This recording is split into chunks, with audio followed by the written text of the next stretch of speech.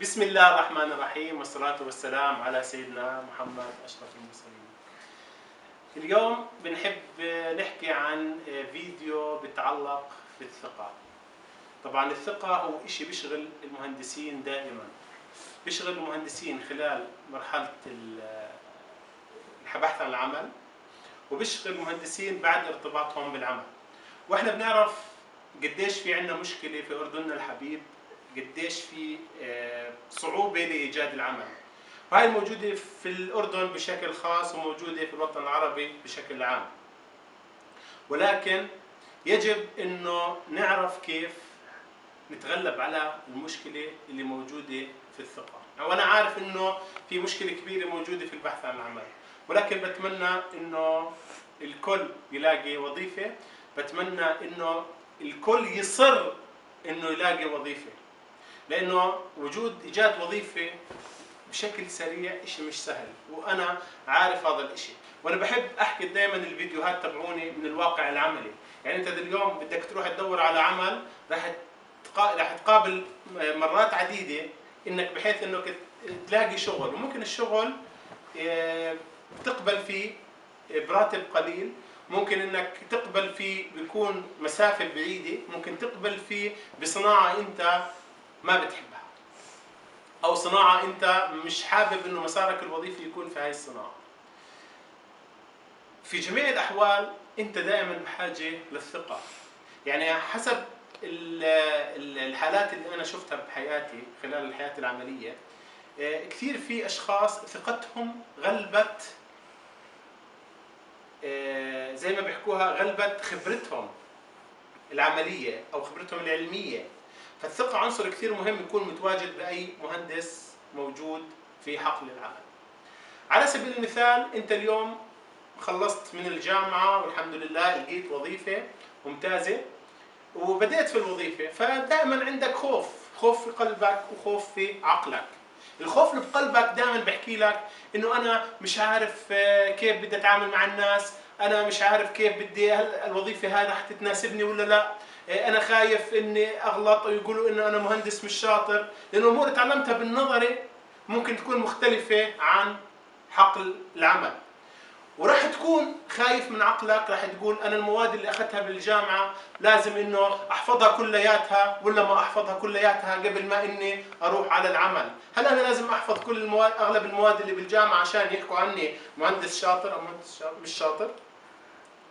فبدي احكي بهذا الفيديو عن موضوع كثير مهم، انت كيف تقدر انك تحصل على الثقه بنفسك وثقه الاخرين فيك. لما نحكي مهندس بنحكي مهندس وبنحكي مهندسة. طبعا المهندس لما يرتبط في العمل على سبيل المثال ممكن يجي مديره يقول له يا باش مهندس او يا باش مهندسة صار عندنا مشكلة في تسريب احد الانابيب. ممكن المهندس يفكر ليش صارت هاي المشكلة، وعندنا دائما في عندنا مشكلة كبيرة في المصانع انه مين خربها؟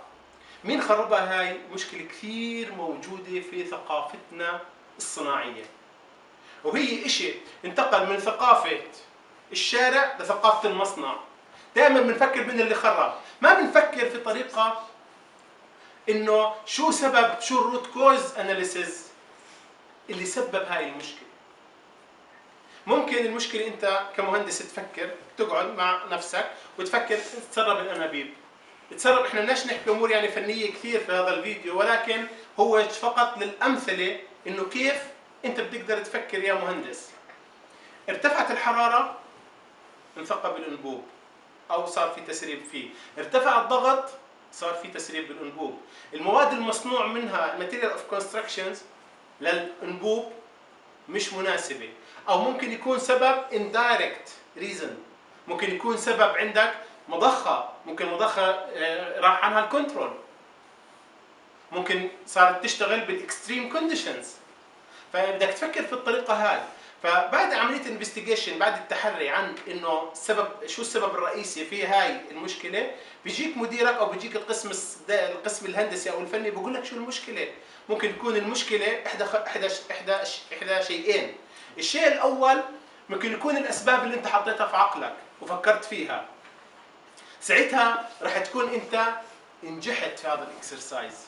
انك انت فكرت كمهندس انه الاربع اسباب هاي كانت واحده منهم المشكله، والحل الاخر ممكن يكون السبب مش هاي المشكله اللي انت حطيتها، شيء رابع او خامس. فساعتها انت قدرت تعرف انه في 4 مشاكل ما سببت هاي المشكله، ففي الحالتين انت فائز.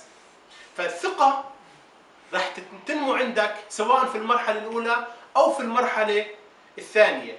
فعشان هيك انا بطلب منكم يا مهندسين، يعني انا بطلب لكل المهندسين مش بس مهندسين الكيميائيين، انه الثقه بالنفس ضروري، ولكن الثقه بتنبع من زي ما بقولوها اللي هو تكون على معرفه وعلم بالشيء تبني الثقه عندك، ولكن لازم تعرف كيف تحلل الامور. فبتمنى ان شاء الله انه الفيديو هذا اعجبكم، بتمنى منكم انه تحكوا لانفسكم انه انا عندي ثقه بنفسي، انا بقدر اشتغل، انا بقدر اروح على اجتماع بدون اي مشاكل، بقدر الاجتماع هذا احكي فيه، بقدر الاجتماع هذا ما احكيش فيه. ولكن اذا انت حكيت اول مره او حكيت ثاني مره او ما حكيتش اول مره وثاني مره، على كل حالات انت رايح تستفيد من الاجتماعات، وبالمره المقبله راح تصير انت زي ما بيقولوها مايسترو في الاجتماع، وبتقدر انك تحكي وبتقدر انك تعبر عن نفسك، وبتزيد ثقتك بنفسك وبتزيد ثقه الاخرين فيك. فبتمنى انه هذا الفيديو نال اعجابكم جميعا،